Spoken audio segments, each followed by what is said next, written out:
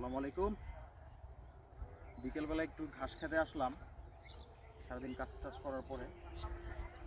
আগাছা অনেক জন্মায় গেছে, আর এগুলো হইতেছে ঘাসটার বয়স 1 সপ্তাহ। মানে 1 সপ্তাহ আগে আমরা এই ঘাসটা কাটছিলাম। আর একটু বৃষ্টি দরকার। পানির ব্যবস্থা আপাতত সব পুকুর টুকুর খালি হয়ে আছে, পানি দেওয়ার মতো সুযোগ নাই।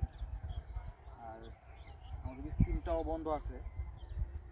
এখন একটু আল্লাহর রহমত যদি হয়, যে রহমতের ঘাসটা হয়েছে মাশাল্লাহ হয়ে যাব। খুব ঘাসের সংকটে আছে।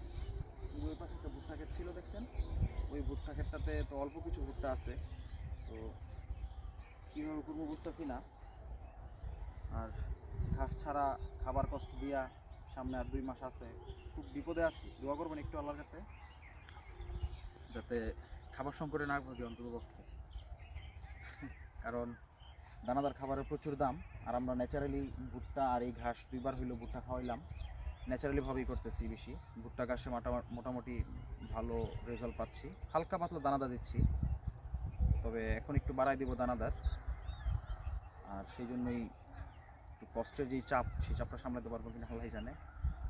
একটু দোয়া করবেন সবাই যাতে ঘাসটার 15 দিনে ঘাসটা একটা কাটার উপযোগী হয়।